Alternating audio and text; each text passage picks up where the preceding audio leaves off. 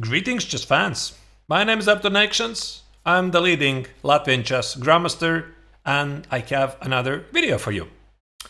In this episode, we're going to talk about my game over the board that I played previous weekend in Germany, the second Bundesliga, one of the strongest leagues in the world, although it's only the second league. So the highest division, probably all of you heard Magnus Carlsen played, the Muraju Gukesh. In the past, Hikaru Nakamura, I believe, has played. Also Vishy Anand, Fabiano Corona. I mean, literally everyone. Actually, I'm not so sure about Nakamura.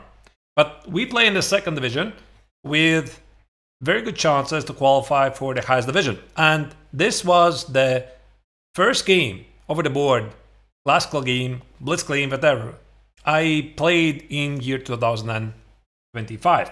So my team is Schachfreunde Berlin, and I was playing on board 4. So the game was naturally a weird experience, and you're gonna see why. So I don't get these games very often, but still it was fun. My opponent was Gerlef Meins. I didn't know him. So before the start of the round, I had prepared against another opponent, a young guy from Netherlands. And once I arrived at the board, I saw a middle-aged man sitting across me, and I was like, wait, this is not the right guy.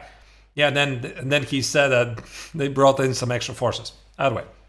So he opened up with d4, and of course I'm a blank page. I don't know what this guy plays, and I sat there for like a minute. I thought, well, figures. I'm a Leningrad Edge expert, so I have to play some more Leningrad. So he thought for a couple of minutes.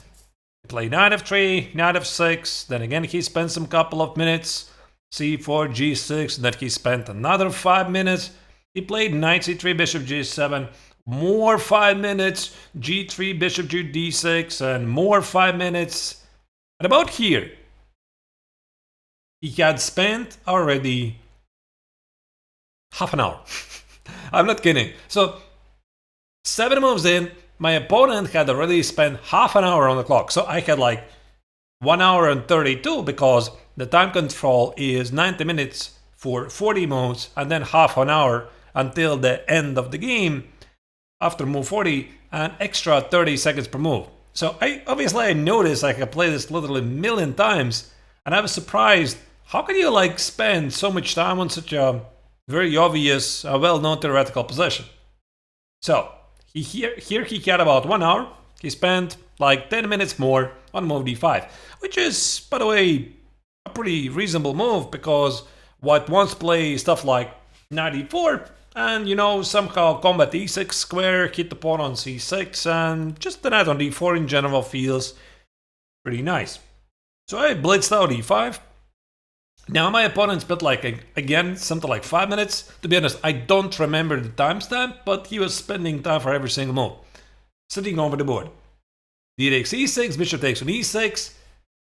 And now another 20 minutes. So the pawn on c4 is under attack. My opponent played b3, and now he officially was 1 hour less on the clock.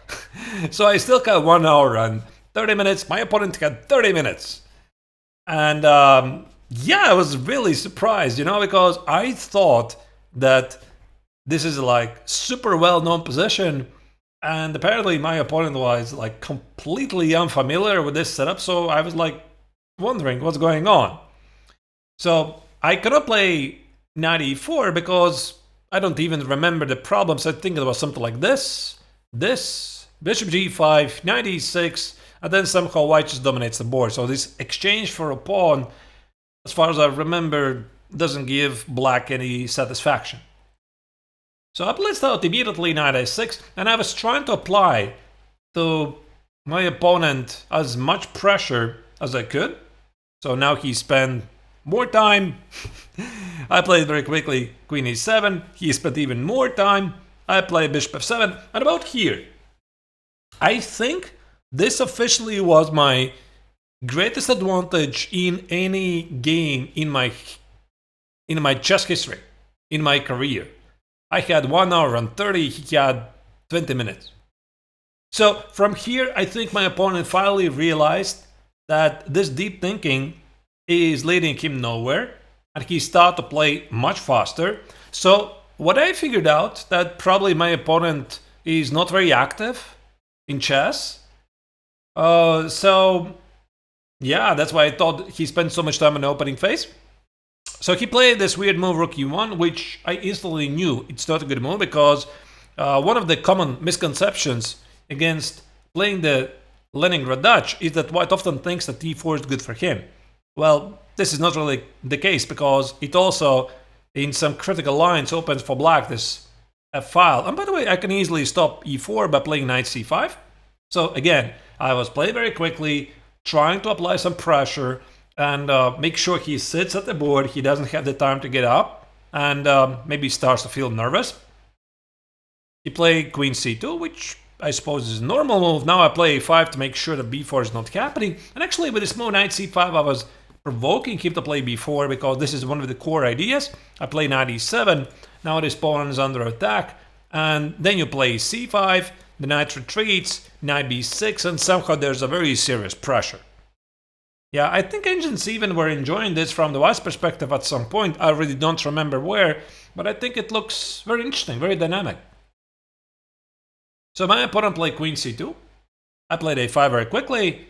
He played rook d1. Now he was playing much faster because I figured out if he's going to play at this pace by move 18, he will be playing an increment.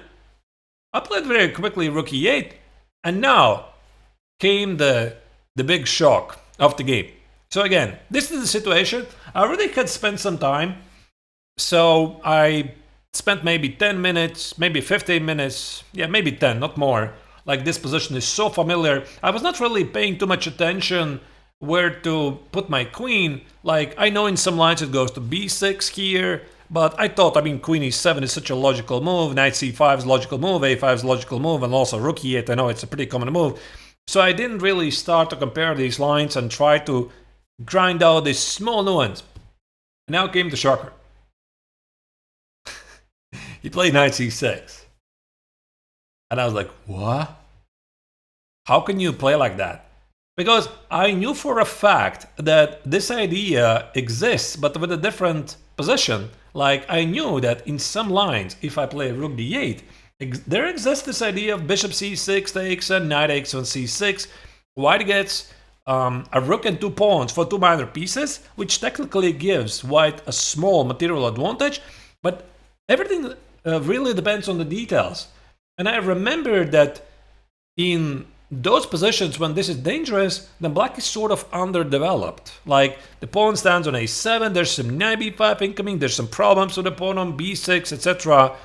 And now, when I was looking at this, I was like, okay, I'm sure I blundered this. You know, I didn't expect knight x on c6 because this is normally not the move, but I was like thinking, this cannot be good, right? Because my pieces are standing great. So I was like, okay, whatever, I'm gonna take it. Bishop c6. Very quickly, I found this idea. Rook d8, take, and bishop e8. So my idea is now to put the bishop on c6, control this long diagonal, and maybe somehow think about some f4 attacking ideas. So now my opponent played very quickly knight e5. So I take it. And now the point is, he cannot take on g7. I have an intermezzo move, knight b4. Then I collect the bishop on g7. He cannot do that. Also, rook takes on d5 is very dangerous. I just play bishop c6 and these queen e4, f4 ideas with a very strong bishop. It feels very dangerous for white. So of course he plays c takes on d5. And when I saw this position from afar, because I was pretty sure it's going to happen, I thought, I'm better. I definitely have to be better. Because even though he has the rook and 2 pawns versus my 2 minor pieces, I have negated the activity of his pawns. Like, he can't easily create any passed pawns. Like, e4 is never going to happen. I have the pawn and the knight stopping it. And a3, b4, I can always jump to e4 after the trade, and probably he's going to lose one of those pawns. So I was feeling very optimistic. So the question is how to continue. I decided to trade the bishops. I don't know, maybe it was really necessary to do it immediately, but I thought that I'm going to play g5. bishop g6 and f4, and I'm gonna go for some kings at attack. So mainly I was expecting that he's gonna play something like queen c3, and I was undecided. Do I want to protect the pawn on a5 or I don't? Yeah, so I was thinking I could play like f4 here and something like bishop g6 and I gain some valuable time, and if he throws up me like b4, I play knight e4, rook f8, queen f6, h5, h4, and I try to checkmate him. But I thought it's a bit risky, yeah, because if my attack fails and let's say he trades off the queens, maybe I'm just giving him 2 passed pawns on the queen side. So that's why I thought if he's going to play queen c3 hitting my pawn, I'm going to play a4. So I was very happy when I found this idea. The point is, I trade off this pawn. For example, I put the bishop on a4, and then I'm controlling all points of penetration for white rook at the queen side. And if he plays like b4, I thought I'm going to play knight e4, put the bishop on b5, and again I'm very nicely controlling a lot of key squares. So he didn't do it, he played queen d4. And yeah, maybe this is actually with the moment when I had like 1 hour and 10 minutes. He had 10 minutes. And I was thinking what to do. So the natural choice was, since he has not so much time on the clock, I want to scare him of a potential king's attack. So really wanted to continue bishop g6. The point is I want to play like rook f8, f4, h5, h4. And if you look at the queen side, he doesn't really have any counterplay. Actually, even a3, b4 is quite difficult to carry out. But then I saw he's going to play like... First I activated the rook, which I think makes a lot of sense. There's some ideas here. He played rook c1. Yeah, and I was thinking about this bishop g6. So I thought he's going to play f3 with some ideas to play e4, e5. But mainly he wants to stop the control of the me controlling the e4 square, and maybe he's thinking about rook c3, rook e3. So I thought, okay, I could play like h5 here, I could play like g4. But then again, I saw from afar there's some rook c3, so he wants to play like queen f4, rook e3, and I'm not sure what I'm doing really here. But the engine actually says this is great for black because of f4, you know? So the idea here is that after queen takes f4, there's rook f8 and knight e4 check is incoming. You see the king on f2 is pinned, so I'm winning material. And if he takes with a g pawn, there's some freak check on h4, and the rook on e1 is skanking and whatever, you know. Also the pawn on h2 is skanking, and I can develop a strong attack. I don't know. Also there was this idea, the same idea, I can play rook e8, and after rook c3, f4. I mean, I saw like f4 idea in some lines, but I didn't believe it can work because I'm really overstretching my pieces. So this basically was the reason when I was looking at this attack, and I realized probably it's not such a great idea. And I traded the queens, which ultimately I was not very happy about. So I saw this endgame that by force I'm getting a simple game. I play king g7, king f6, I play h5 with the idea to meet some h4 ideas with g4. You see he has one passed pawn, but I'm very nicely controlling d4 break, b4 break, and slowly I'm going to get to the center, put my knight to d4 or collect the pawn on d5. And in theory, probably also in practice, the two minor pieces should dominate the rook. If I contain the rooks, my minor pieces are stronger. I mean, I essentially have an extra piece. So that was the idea. So he played rook c2, I play bishop f7, and already here I thought I want to play here, here, and collect the pawn. Maybe remove the knight and collect the pawn. So my opponent thought for like another 5 minutes, now he was down to like 5 minutes, move 29, he played rook c4. So his idea is to play b4, I can't really stop it, so I play king e5, he played b4, takes, takes, there you go. So when we got this position, I was pretty sure I hold an advantage, but I didn't know how great it is. Initially I thought, I mean, this is definitely the great move. So he plays rook d2, I cannot collect the pawn on d5, he goes here, and I lose the pawn on d6. So I thought, now what? And I thought about like rook a3 and g4 idea. Try to take on f3, some fork ideas on d3, maybe then take on d5 later. But somehow I was not sure if he plays rook b8. And he starts to go after my king's pawns. Let's say I take it here, and there's some move here and whatever. He just activates the rooks. So I was not sure if I can win this. And I dropped the move. I dropped rook a8. Actually, if I had thought about this position a bit more, I would have found that g4 puts white in a very difficult position. Because now, I mean, I'm still threatening to take on d5, still threatening to play rook a3 takes on knight e3, so basically white's in a big trouble. So I'm simply dominating his two rooks. Yeah, I mean, I didn't figure this out. What I played was also a pretty decent move. I played rook d8 with the idea that I now want to take it. Let's say he goes here, I take it, and after rook d4, I just retreat. This pawn is protected.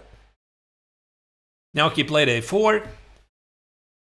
And what happened here, I cannot explain. So, the situation in the game, he has like 5 minutes, I won a pawn, I need to collect a pawn on a4 and then somehow grind it out. I had like 15 minutes, 50, maybe 55, he has like 5. So everything is going for a nice easy win. And I'm thinking how to collect this pawn. And I'm burning time. I cannot figure it out. There's always something. So I looked at this move. I looked at this move, this move, this move. I looked at this move. So if I go here, he plays rook d4, collects a pawn on d6. Okay, I cannot do that. So obviously I was looking at this. He plays here, I go here. He plays rook b6. And if I play d5, somehow my pieces start hanging. Actually, there's even more. Like he plays h4, and he suddenly starts to go for a mate. So I saw these lines like along the way, and I was like, what is going on? No, I mean, I cannot play like that.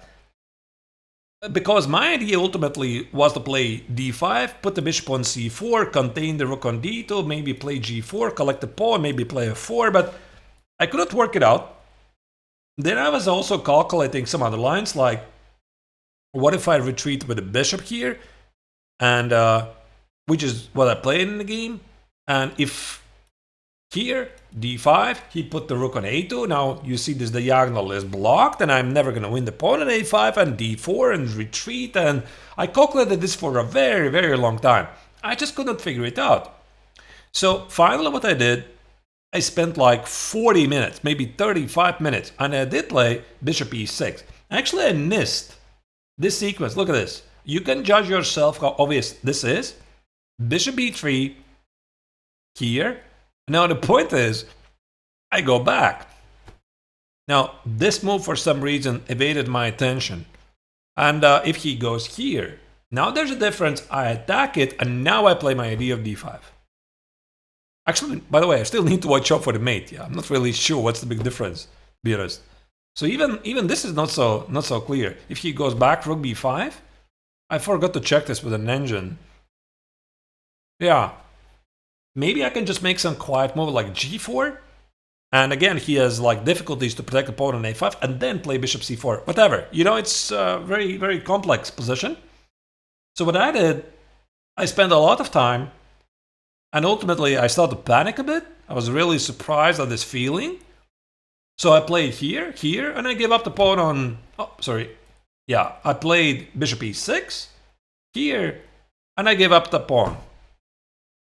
Like, I didn't see bishop d5 here physically at all. I took on a5, and I thought, yeah, probably it's drawish. But, I mean, I still have two minor pieces for the rook and the pawn.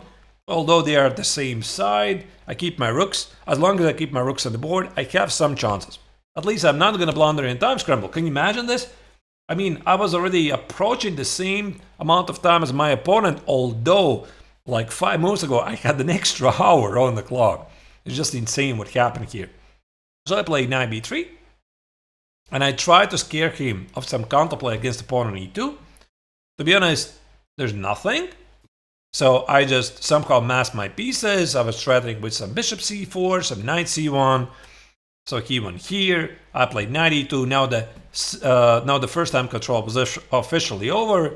Now I played here, and he blundered this idea. So he should have done whatever, anything, but not to allow this. And I think that also my opponent relaxed a bit too early, and now he realized actually this position is not so easy because I'm simply threatening to take out f3. What do you do? Like, if you go like here, I take it. You can't take with a pawn. Now I give a check. Now I give a check. And those pawns are scattered, they could easily fall. And then I could collect them with the help of the rook and two minor pieces. So he started to become really nervous. He spent here again like 20 minutes on this move after g4. And he played a 4. And I was like, oh my goodness, this has got to be a mistake. I mean, if I land my knight on e4, then I'm essentially playing two minor pieces for the rook and 3 pawns on the board. Because one thing I know about when you are the defender, you have to trade as many pawns as you can. So that's why I was completely expecting f takes on g4, or even like maybe even h3 in some lines, just to trade as many pawns as you can. So f4, I felt like this has got to be a mistake. So I removed the rook just in case, further away from the from any attacks. And I started rearranging my pieces. So I was pretty happy how I was doing this.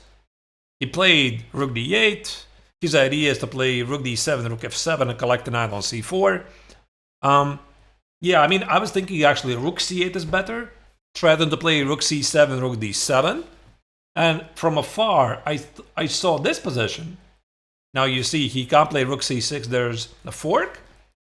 And I thought I'm going to figure it out. You know, he just plays rook c6 and I'm going to figure it out, like give checks and somehow defend the bishop on e6. But actually engine says there's nothing to figure out. It's a draw. So I have to repeat the position because I cannot apparently parry this threat at all. Like I could maybe go here and defend it, but then how to untie myself? Also, I don't really know if my opponent saw this, but he played rook d8. Now I play rook a7, stopping rook d7 threat, and start to rearrange the pieces. I need to get to e4. So I play here, I play here, I play here. So he wants to trade the rooks, I cannot allow that.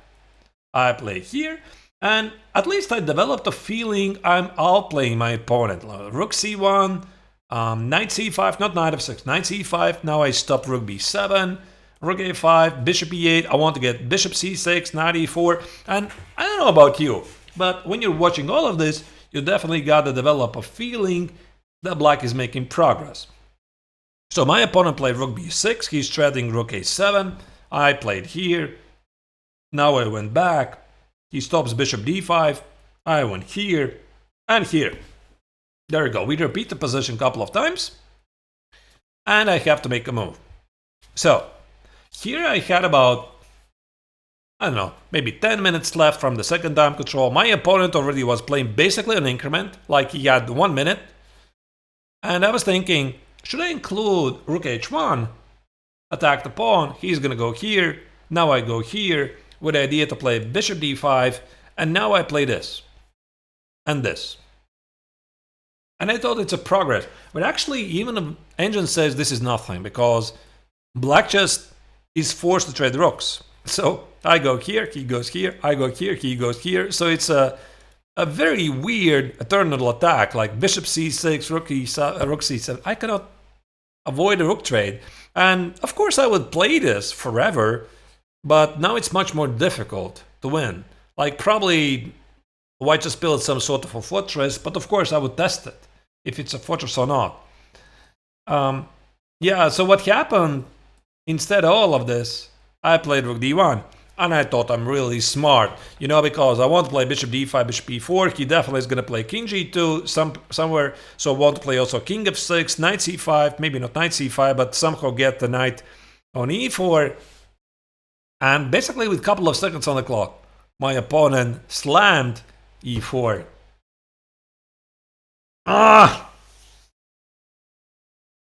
Yeah, I completely forgot about this move.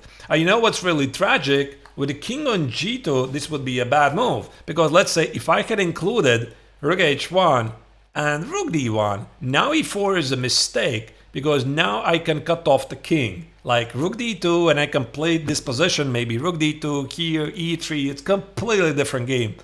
But with a king on f2,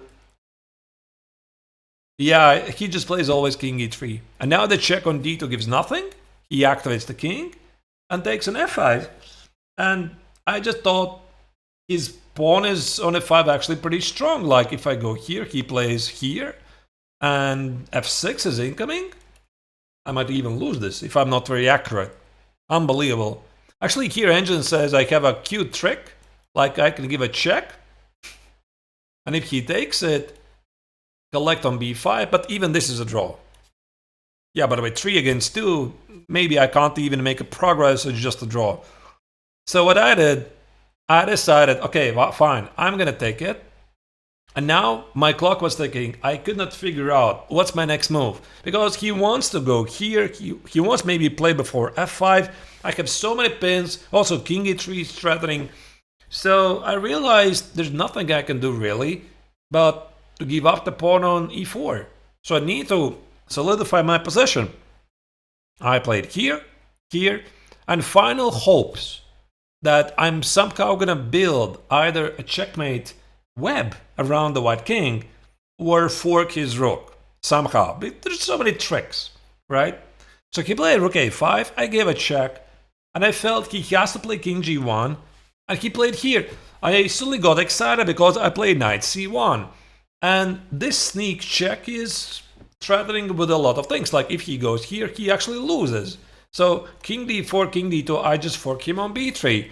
And I thought that after knight c1, where else he could go, like this is another way to lose, this is a fork, or this is a fork. And he was an increment, so I was really hoping he's gonna blunder something, but he found the only move. Now, I cannot play rook e6 sadly, because after king d2, I have no follow-up. So I gave a check. He can't play king e1, it's a fork. He goes here, and I thought it almost like a mate, you know. If I could only get to play bishop e4, somehow knight e2, and build the baiting web. But let's not forget about white's ideas. So I cannot do it. And that was really pissing me off, because I almost made it, and it's not enough. So I played knight b3. He activated his rooks. I had to retreat. Again, I cannot trade the rooks. And I had to regroup my pieces. I tried to do some tricks. Again, he pins my pieces. And now he offers a rook trade. And there's nothing I can do. Yeah, so we battled it out for 85 moves. And I had to agree to a draw. So I was quite upset after the game. Although, I mean, my opponent played a very good defense. But I think this is not the first time I've had a situation like this, when I have a major lead on the clock after the opening, and the opponent plays very slow or undecisive, I get a good position, and then he just turns on like a completely different gear and no longer makes mistakes. So my opponent, he played a very, very good defense overall, and apparently later after the game I checked with an engine, I never had anything more than just a better position, not like even much better position. So the key moments, there were a couple of moments. So I would pinpoint maybe in moment number 1, I should have traded the queens. So I should have proceeded with bishop g6, rook f8, f4, just bluff whatever, you know, because my opponent had low time on the clock, and you know it's very difficult to when you're in having a low time playing under attack. But the point is, again, I thought with the queen trade it's going to be easier for me, which by the way almost was the case when I in this position, when I missed the second idea that I can play for domination. I can play this position, and then in time scramble it's actually very difficult for white to play. But actually I'm not even sure. Let's say if somehow black is able, let's say, trade the rooks and get this position, is this even a win? Might be even a fortress, because we have only 4 pawns against 4 at the same side, and he probably gets to trade a couple of pawns.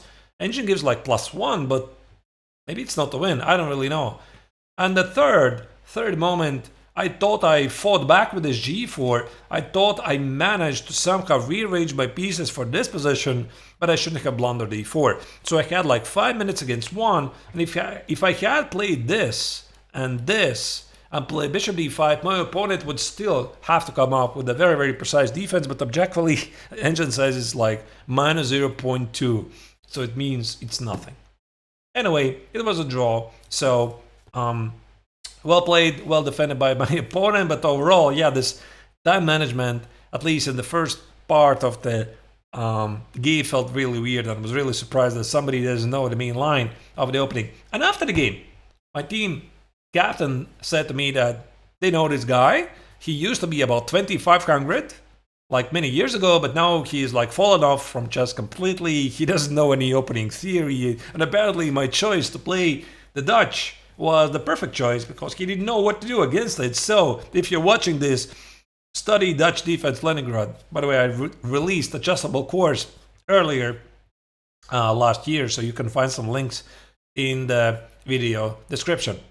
So, if you liked the video, please, as usual, press like, and if you're not yet a subscriber to my channel, please consider subscribing, because every single subscriber means I get to grow a little bit as a content creator. Thank you for watching. I'm signing off.